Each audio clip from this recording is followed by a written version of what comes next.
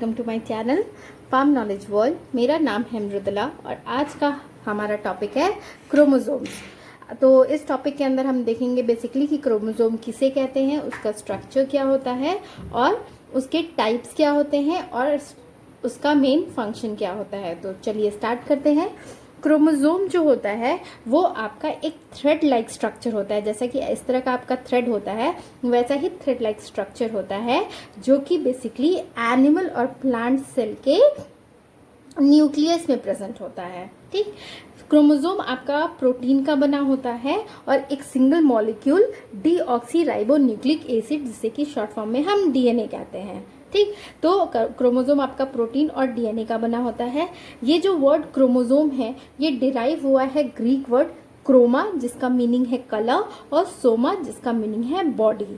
ठीक, ये tightly coiled होता है आपका कई राउंड्स में, मतलब इस तरह से ये कॉइल्ड होता है आपका एक प्रोटीन के चारों तरफ जिसे कहते हैं हिस्टोन। ठीक है, तो स्ट्रक्चर में बेसिकली यूकैरियोट्स में जो होते हैं ये बहुत सारे मल्टीपल बहुत बड़े और लीनियर फॉर्म में प्रेजेंट होते हैं।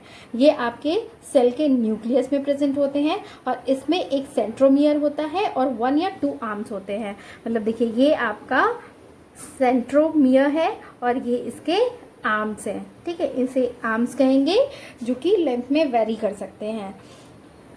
स्ट्रक्चरली उसके अलावा जो क्रोमोसोम है उसको 3 पार्ट्स में डिफ्रेंशिएट किया गया है, पेलिकल, मैट्रिक्स और क्रोमोनीमाटा। पेलिकल जो है वो आपका आउटर इन्वेलॉप होता है जो कि क्रोमोसोम के अंदर जो प्रेजेंट होता है उस सारे सब्सटेंस को वो मतलब कि आउटर बॉर्डर फॉर्म करता है। जैसे सपोज करिए ये आपका क्रोमोसोम है तो ये जो उसका आउटर लेयर होता है ये आपका पेलिसल कहलाता है। ठीक, ये बहुत ही थिन होता है और आपका एक क्रोमैटिक सब्सटेंस से बना होता है। ठीक, मैट्रिक्स जो होता है वो ग्राउंड सब्सटेंस होता है क्रोमोसोम का, मतलब क्रोमोसोम के इस अंदर में जो आपके सब्सटेंस प्रेजेंट होते हैं वो आपके मैट्रिक्स कहलाते हैं और इसके अंदर क्रोमोनीमाटा होता है और ये नॉन जेनेटिक मटेरियल का बना होता है। थर्ड है आपका क्रोमोनीमाटा। क्रोमोनीमाटा जो होता है वो आपका 2 आइडेंटिकल स्पाइरली कॉइल्ड थ्रेड होता है जो एक दूसरे से इतने ज़्यादा टाइटली कॉइल्ड होते हैं कि वो एक सिंगल थ्रेड की तरह दिखाई देते हैं। About 800 A thickness. ठीक, ए जो है इसका मेजरमेंट यूनिट है और इसमें अबाउट 8 माइक्रोफाइब्रिल्स होते हैं जो कि मिलके आपको double helix DNA structure form करते हैं, डबल हेलिक्स डीएनए का फॉर्मेशन करते हैं। माइटोटिक फेज में मतलब सेल डिवीजन के आप माइटोटिक डिवीजन जब हो रहा होता है तो उसके मेटाफेज में जब आप देखेंगे तो आपको chromatid, chromonema, chromomere, centromere, secondary construction या न्यूक्लियर ऑर्गेनाइजर और टेलोमियर और सैटेलाइट देखने को मिलता है। सेंट्रोमियर, सेंट्रोमियर जो होता है वो एक स्मॉल स्ट्रक्चर होता है क्रोमोनीमा का जो कि मार्क्ड होता है, मतलब वो कंस्ट्रिक्टेड होता है। ठीक, इसको एक परमानेंट स्ट्रक्चर की तरह रिकॉग्नाइज किया जाता है और इस पॉइंट में 2 क्रोमोनीमाटा जो होते हैं वो एक दूसरे को ज्वाइन करते हैं।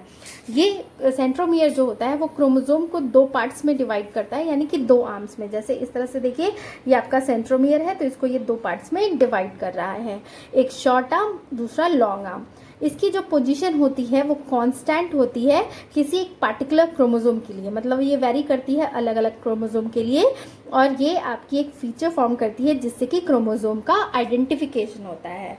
ये क्रोमोसोम्स जो होते हैं सेल डिवीजन के टाइम आपके जो सेंट्रोमियर्स होते हैं क्रोमोसोम के वो आपके स्पिंडल फाइबर से अटैच हो जाते हैं। ठीक, सेकेंडरी कंस्ट्रक्शन मतलब न्यूक्लियोलर ऑर्गेनाइजर किसे कहते हैं, तो सेकेंडरी कंस्ट्रक्शन जो है वो एक अनदर पॉइंट है क्रोमोसोम का। जैसे कि ये आपका सेंट्रोमियर है, उसके अलावा कहीं कहीं क्या होता है कि एक और कंस्ट्रक्शन देखने को मिलता है जिसे न्यूक्लियोलर ऑर्गेनाइजर कहते हैं।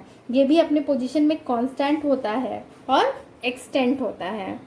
ये यूज़फुल होता है आपको एक पार्टिकुलर क्रोमोसोम को आइडेंटिफाई करने में अगर कोई क्रोमोसोम सेट दिया गया हो तो।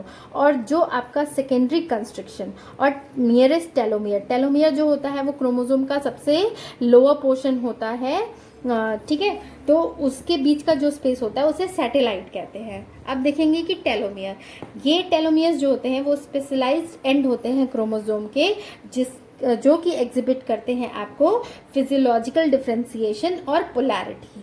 ठीक, जो क्रोमोसोम की एक्सट्रीमिटी होती है वो पोलैरिटी की वजह से होती है। मतलब कि जो क्रोमोसोम अगर बॉडी में प्रेजेंट है, सेल्स में प्रेजेंट है, तो वो एक दूसरे से बाइंड नहीं करते आपके टेलोमियर्स की वजह से, इनकी पोलैरिटी की वजह से। लेकिन अगर कभी कोई क्रोमोसोम टूट जाता है तो वो बाइंड कर सकते हैं, क्योंकि वहाँ पे टेलोमियर्स नहीं प्रेजेंट होते हैं। तो जो क्रोमोसोमल एंड होता है उसे ही टेलोमियर्स कहते हैं। टाइप्स ऑफ क्रोमोसोम, इसमें सबसे पहला है आपका ऑटोजोम्स एंड सेक्स क्रोमोसोम। तो ह्यूमन बॉडी में आपके दो तरह के क्रोमोसोम्स प्रेजेंट होते हैं, ऑटोजोम और सेक्स क्रोमोसोम। सेक्स क्रोमोसोम जो होते हैं वो हेल्प करते हैं आपको ह्यूमन बीइंग में सेक्स डिटर्मिनेशन में। ठीक, और जो बाकी आपका जो जेनेटिक इन्फॉर्मेशन होता है बॉडी का, वो आपके ऑटोजोम्स में प्रेजेंट होते हैं। ह्यूमंस में basically 23 pairs of chromosomes present होते हैं, जिसमें 22 पेयर्स जो होते हैं वो ऑटोसोम्स होता है और 1 पेयर जो होता है वो सेक्स क्रोमोसोम होता है। इस तरह से टोटल 46 क्रोमोसोम हर एक सेल में प्रेजेंट होते हैं। दूसरा है कि अगर हम सेंट्रोमियर के बेसिस पे क्रोमोसोम को डिवाइड करते हैं, तो क्रोमोसोम आपके 5 टाइप्स होते हैं। मोनोसेंट्रिक, जिसमें कि 1 सेंट्रोमियर प्रेजेंट होता है, डाइसेंट्रिक 2 सेंट्रोमियर के साथ, पॉलीसेंट्रिक जिसमें कि 2 से ज़्यादा सेंट्रोमियर्स प्रेजेंट होते हैं, और फोर्थ है एसेंट्रिक जिसमें कि कोई भी सेंट्रोमियर प्रेजेंट नहीं होता है, और फिफ्थ है डिफ्यूज्ड या नॉन लोकेटेड, जिसकी कोई मतलब कोई पोजीशन नहीं होता है और वो थ्रू आउट आपके डिफ्यूज करते हैं, वो आपके होते हैं। अगर हम लोकेशन के बेसिस मतलब सेंट्रोमियर के लोकेशन के बेसिस पर डिवाइड करते हैं, तो क्रोमोसोम या तो टेलोसेंट्रिक हो सकता है। इसमें क्या होता है, ये रॉड शेप्ड क्रोमोसोम होते हैं, जिसमें कि सेंट्रोमियर जो होता है वो टर्मिनल पोजीशन पे होता है। देखिए ये है, यहाँ पे ये जो है सेंट्रोमियर है और ये उसके आर्म्स है, तो टर्मिनल पोजीशन पे सेंट्रोमियर्स प्रेजेंट होता है, और क्रोमोसोम के पास 1 आर्म होता है, मतलब ऊपर साइड में नहीं होता है, इसलिए जस्ट 1 आर्म होता है, उसे टेलोसेंट्रिक कहते हैं। दूसरा है आपका एसेंट्रिक। एसेंट्रिक जो होता है वो रॉड शेप क्रोमोसोम होते हैं, जिसमें सेंट्रोमियर जो होता है वो सब टर्मिनल पोजीशन ऑक्यूपाई करता है, मतलब कि टर्मिनल से थोड़ा सा नीचे होता है, जिसकी वजह से उसका एक आर्म जो होता है वो बहुत लॉन्ग होता है और दूसरा जो होता है वो वेरी शॉर्ट होता है। उसके बाद है सब मेटासेंट्रिक। इसमें जो होता है क्रोमोसोम जो होता है वो सेंटर से थोड़ा सा ऊपर होता है, जिसकी वजह से जो इसके दोनों आर्म्स होते हैं वो इक्वल डिवाइडेड नहीं होते हैं।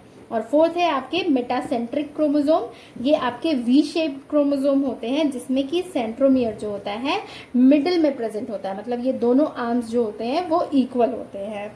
अब देखते हैं फंक्शन। क्रोमोसोम जो है वो आपका फाइलोजेनी मतलब जनरेशन के डिटर्मिनेशन और स्पीसीज के टैक्सोनॉमी के लिए बहुत इंपॉर्टेंट होता है। तो सबसे पहला फंक्शन है कि ये जेनेटिक कोड का स्टोरेज करता है, क्योंकि ये आपका जेनेटिक मटेरियल कंटेन करता है जो कि रिक्वायर्ड होता है ऑर्गेनिज्म के डेवलपमेंट और ग्रोथ के लिए। तो ये आपका बेसिकली जो जेनेटिक इन्फॉर्मेशन होता है उसको कंटेन करता है। सेकंड, ये सेक्स डिटर्मिनेशन में हेल्प करता है। जैसे कि आपको पता है कि ह्यूमंस में 23 पेयर्स ऑफ क्रोमोसोम प्रेजेंट होते हैं, जिसमें एक पेयर जो होता है सेक्स क्रोमोसोम होता है। फीमेल्स जो होती हैं वो 2 एक्स क्रोमोसोम कंटेन करती हैं, और मेल्स जो होते हैं वो एक्स और वाई क्रोमोसोम कंटेन करते हैं। तो जो भी बेबी होता है वो आपका डिटरमाइन होता है कि वो उसने कौन सा क्रोमोसोम कैरी किया है, और जो जेंडर होता है वो मेल क्रोमोसोम की वजह से ही डिसाइड होता है। कंट्रोल ऑफ सेल डिवीज़न, इसमें क्या होता है कि क्रोमोसोम ये चेक करता है कि जो डिवीज़न हुआ है सेल का वो प्रॉपरली हुआ है कि नहीं माइटोसिस के टाइम।